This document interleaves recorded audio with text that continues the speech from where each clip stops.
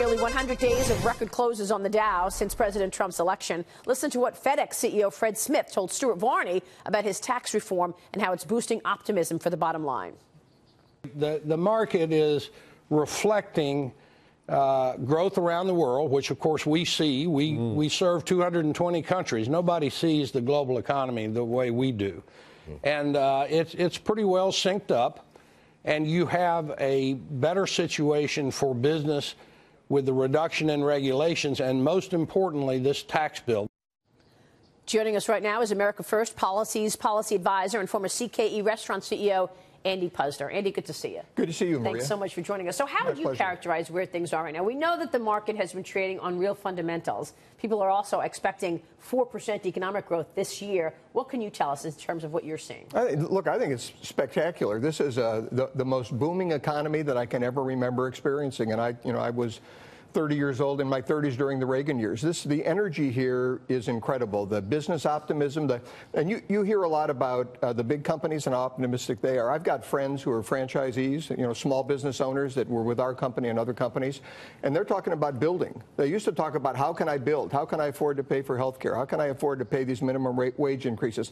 Now they're worried about competing for sites. They're worried about competing for real estate because there's so much demand. So I think we will see 4% next year, and I think we're going to see wage growth. You know what? The conversation, Kevin, has changed from how am I going to pay for all the lawyers and the compliance officers that I need to keep up with the regulation to how am I going to grow? Where am I going to invest for growth? Yeah, and I think Andy is bringing up a great point and one of the reasons why we're seeing this is because of the current tax environment, right?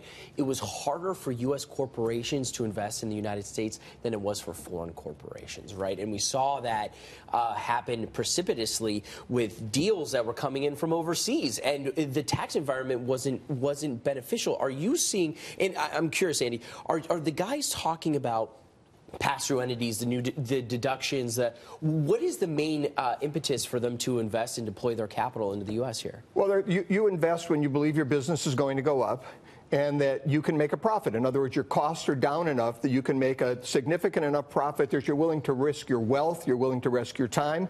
And what they're seeing is regulatory costs down, tax costs down, optimism very high, so they're anticipating growth. So this isn't rocket science. If people think they can make money, they will invest in growth. And what we had during the Obama years was they didn't believe they could make money, so growth held GDP down. Now we're seeing more investment. Even before the tax bill, we've seen an increase in investment, which is what took GDP to 3%. Now we're going to see really, I think, very, very substantial investment.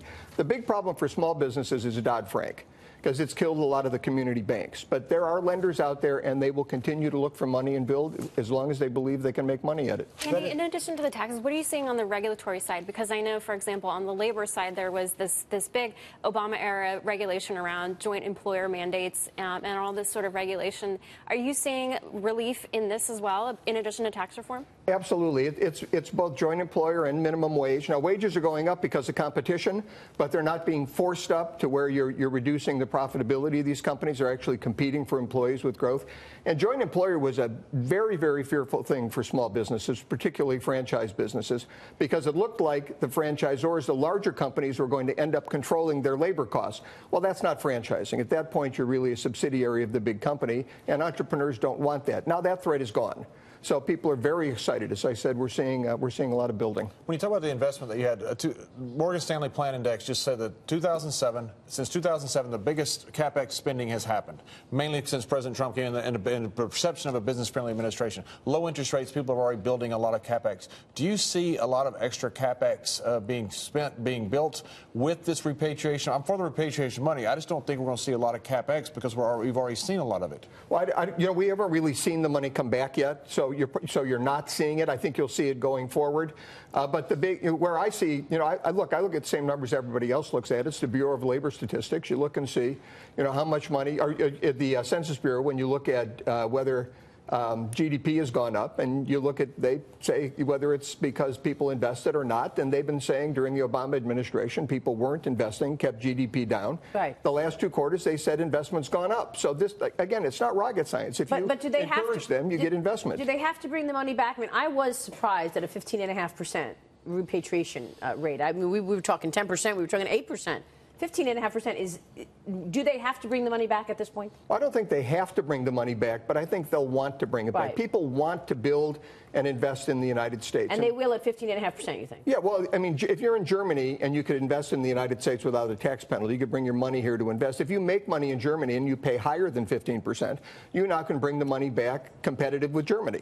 So I think we will see investment. You just haven't seen it yet. By the way, I was speaking to one investment pro this week, and he said to me that he spoke with a lot of the companies that they own. It was a private equity guy.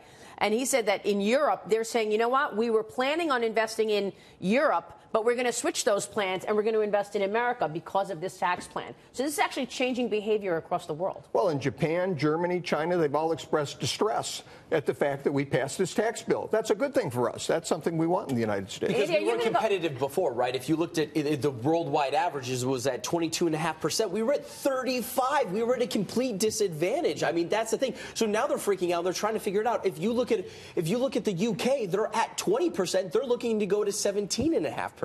We were the fastest runner on the track. We were running with leg weights. We just took them off. Andy, are you going to go back to the White House? Look, Politico ran an article. I'm glad you asked that. They ran an article claiming that I was getting an offer from the White House. I told them that I hadn't heard anything about it. They called friends of mine, all of whom said they heard nothing about it. I talked to friends in the White House who heard nothing about it. They just made this up basically to re-raise these salacious allegations from my divorce 30 years ago. What? They try and raise them whenever they can. I don't know what to tell you. But there was nothing. I've had no discussions about going back. But if the president asked me to mow the lawn, I'd mow the lawn. Whatever is going to make this administration work, I'm happy to help. But right now I'm focused on doing it as a private citizen and enjoying myself. I think I'm having my wife said, you know, I'd like to see you be Secretary of Labor. It would have been great. Would have been good for the country. But aren't we really having a lot more fun? That's your, you know, and she's kind of right. I mean, you must have an opinion about the 18 states that just raised the minimum wage. Well, as long as they don't, the key with the minimum wage is not to raise it above where competition has driven it. And I think what we've seen with Walmart going to $11 an hour in major sections of the country, that will set the minimum wage. Competition will set it. If you want the best employees, if you're running a muffler shop or a restaurant, you're competing with Walmart for those employees. And if you want the best, you're going to have to meet their price. So if your minimum wage goes from $7.50 to $8.50 to $9.50, at this point it really doesn't matter much. The economy is growing at such a pace that competition is outstripping government. And really, when government sets those rates, the only thing the federal government can do is set the lowest possible rate. Because if you don't, then places that are economically distressed, like let's say Birmingham or Memphis, Tennessee, if you drive them to $15 an hour, you hurt them. You don't help anybody. So you can't set it to what you've got in Seattle or San Francisco. You have to set it low. Competition drives it to, it's kind of like a tide. It drives it to where the tide goes. And Walmart has just taken a big step in moving to 11. And I think people on the left should be excited about that. President Obama wanted 10.10. Walmart went to $11. Let's praise him. So if you were Labor Secretary, what would have been the very first thing you would have done in office? What would be your top priority? Well, the first thing I would have done was to try and get people in there to help run the department. They're still the person that I wanted to have my number two. It's the same person that Alex Acosta wants as his number two. And you know, I thought the person would be approved by Mayor June. They're still not approved. Wow. So you go into this agency and you've got people that are right then and there. You've got resistance within your own agency, and it's not like a private business where you can start firing people and bring everybody in line. Very tough. You're stuck with them. So, but I would have worked on joint employer, on the overtime regulation. You know, really focused on the things that drive jobs. Andy, great to have you on the show.